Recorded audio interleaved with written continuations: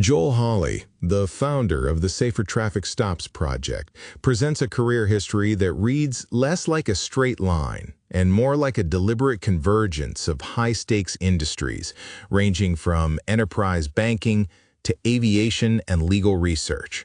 When we look at the evolution of public safety technology, the most significant hurdle isn't usually the code itself, it's the institutional friction and the complex web of privacy, law, and human behavior.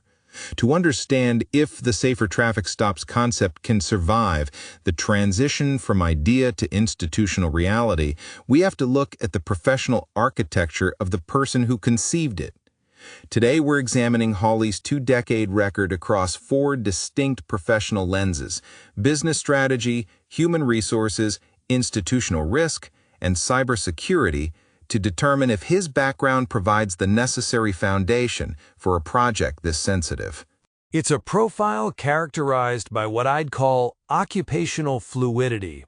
If you look at the documentation from the late 90s through to his recent legal studies at the University of Canberra, you see a founder who has worked within the nervous systems of major institutions. We're talking about National Australia Bank, Qantas, Wells Fargo, and Verizon Business. In those environments, you aren't just writing code. You're operating within massive, regulated frameworks where a single error in a database or an authentication protocol has immediate, cascading consequences for thousands of people. According to his professional records, Halley spent over 15 years in enterprise Java and three-tier web architecture. That's the backbone of how banks and governments move information. It's not the flashy, move fast and break things world of social media startups. It's the world of don't break anything because the stakes are too high. But isn't there a risk that a founder with such a deep technical background might suffer from the hammer and nail syndrome? If your background is enterprise architecture, you might see a roadside police interaction, a deeply human, often volatile moment, as just another data exchange problem to be solved with a better API. How does his experience in places like Qantas or the University of Melbourne translate to the tension of a flashing light in a rearview mirror? That's where the pivot to legal studies becomes the most interesting part of the narrative. In 2026, Halley was awarded a graduate certificate in legal studies from the University of Canberra and is continuing toward a Juris Doctor. This suggests he realized that technology in a police context is actually a legal instrument. When he worked at the University of Melbourne, his references note he developed algorithms for secure HTTPS redirection. That's a technical fix for a security problem, but his recent legal research focuses on evidence, statutory interpretation, and civil procedure. He's effectively bridging the gap between can we build this and should we build this within the constraints of the law. In a roadside stop, the law dictates what an officer can ask and what a driver must provide. If the technology doesn't reflect that legal architecture, it's not just useless, it's potentially illegal. Let's talk about the institutional adoption angle. You mentioned his work at Wells Fargo as an information security engineer, focusing on public key infrastructure and digital certificates. From an investment and risk perspective, that sounds impressive, but government agencies and police departments are notoriously slow to adopt outside tech. They have legacy systems, union concerns, and massive liability fears. Does his background suggest he actually understands the bureaucratic drag of these organizations, or is he just another vendor with a pitch deck? His experience at places like Centrelink and Standard & Poor's suggests he's been inside the room when those institutional drag forces are at play. These aren't just technical roles. They are roles that require navigating compliance committees and risk assessments. A professional reference from Marshall Swat, the CTO of CoinSetter, describes Halley as someone trusted to originate and grow key components of a digital currency trading platform. That's a high-pressure, highly regulated environment. If you can build components for a New York-based financial exchange that satisfies regulators, you have at least a baseline understanding of how to document a system for institutional scrutiny. He isn't walking into a police department and saying, "Trust me, I have an app." He's likely walking in saying, "Here is the audit log, here is the encryption standard, and here is how this complies with your existing record retention policies." I want to push back on the entrepreneurial side of this. The project is called Safer Traffic Stops, and it's a startup environment, but most of his resume is corporate or institutional consulting. There's a big difference between being a senior developer at a university and being a founder who has to manage limited resources, find a market, and lead a team. Is there any evidence he can actually run a lean business, or is he too accustomed to the safety net of large corporate budgets? There is a middle chapter in his career involving bigboxcomputers.com.au. His records show he ran this as an independent venture, handling everything from DevOps to managing a catalog of 15,000 records. That's the scrappy phase. It teaches you that a beautiful solution is worthless if it's too expensive to maintain, or if the customer doesn't understand it. Furthermore, he holds a certified Scrum Master designation. In the world of project management, Scrum is all about iterative delivery, breaking a massive goal into small testable chunks. For safer traffic stops, this is critical. You don't try to digitize every police interaction at once. You start with the minimum viable interaction, perhaps just the exchange of insurance and registration, and you test it, you fail, you learn, and you iterate.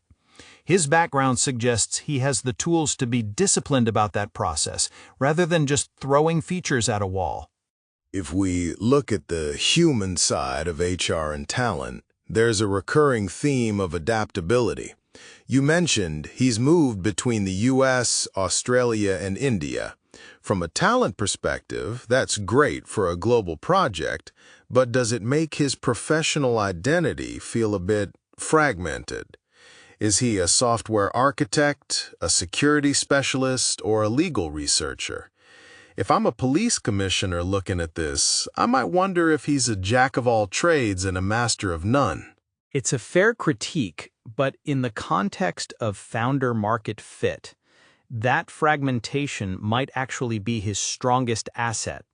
The problem of roadside stops is inherently fragmented. It's a technology problem, a legal problem, and a human safety problem. If you only have a master of software, they'll ignore the legal nuance.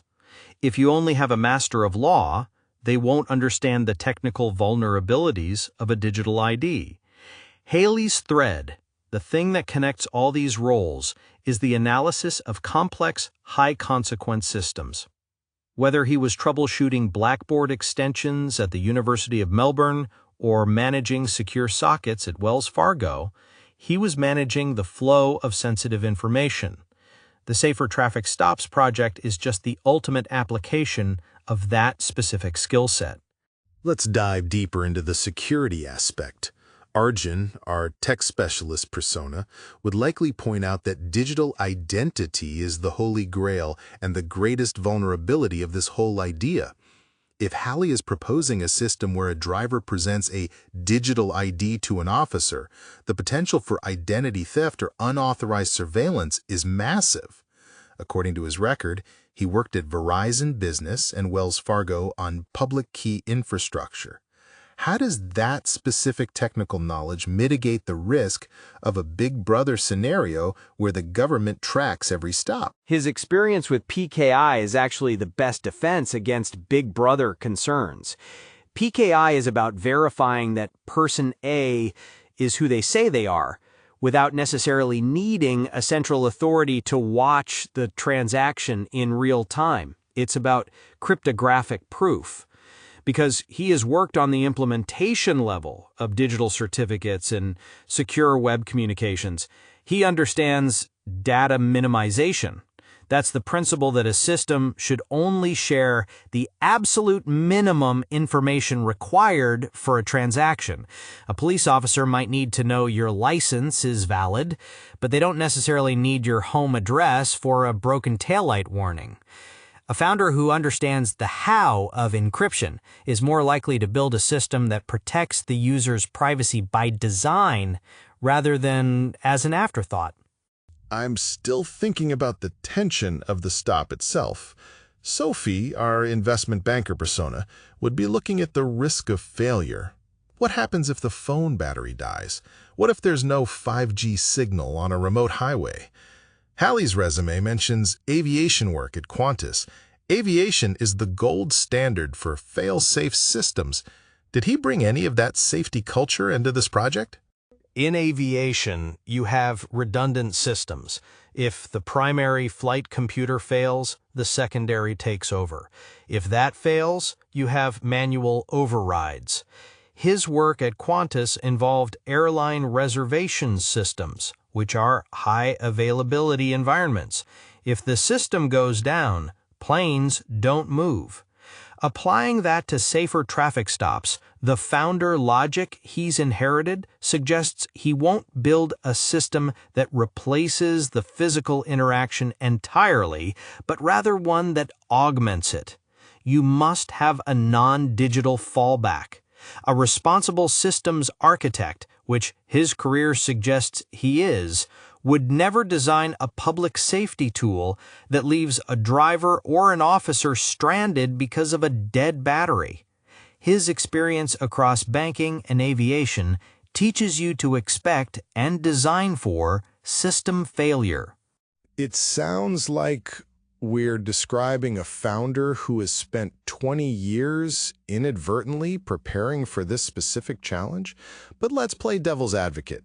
If this background is so perfect, why hasn't someone else with a similar CV already done it? Is there something about the entrepreneurial leap that his corporate history might actually hinder? The hindrance is usually the comfort of the corporate paycheck. It takes a certain type of professional restlessness to leave a senior role at a place like Thomson Reuters or AIG to pursue a public interest project. What's unique about Halley isn't just the skills, it's the timing of his legal education. Most technologists never go back to study law. By doing so, he's effectively decoding himself and relearning how society functions through rules and rights. That's a rare combination. The reason others haven't done it is that most people stay in their silos. The technologists stay in Silicon Valley, and the lawyers stay in their firms. Halley has spent 2 decades moving between those silos. We've covered the tech, the law, and the institutional experience. But what about the why? A founder needs a mission. Looking at his trajectory, from technical support in the 90s to litigation-focused research in the 2020s, there's a clear shift toward advocacy and public safety. How does his record reflect a commitment to the public good rather than just a profitable exit strategy? His recent work in litigation support and evidence analysis is the key. His legal resume shows he's been working on matters involving statutory interpretation and procedural compliance. This isn't just corporate law. It's the law that governs how people are treated by systems. When you combine that with his technical ability to build safer traffic stops, the mission becomes clear. He's trying to use the tools of the digital age to ensure that the rules of the physical age, like the right to a fair and safe interaction, are actually upheld. According to the project's own philosophy, it's about reducing the volatility of these moments. His career shows a man who understands the levers of the system, the code, the law, and the institution, and is now trying to pull them in a direction that benefits public safety. As we wrap up this profile, the big takeaway seems to be that the Safer Traffic Stops project isn't just an app idea. It's the culmination of a very specific 20-year professional journey. Whether you look at it through the lens of HR adaptability, technical security, or legal frameworks, Joel Halley's record suggests he has the tools to navigate the institutional labyrinth that usually kills these types of innovations. The challenge now is execution, taking that massive library of experience and focusing it on the very specific, very human moment of a roadside stop. If you found this breakdown of the intersection between career history and public safety innovation useful, please share this episode with someone interested in how professional experience shapes the technology of the future.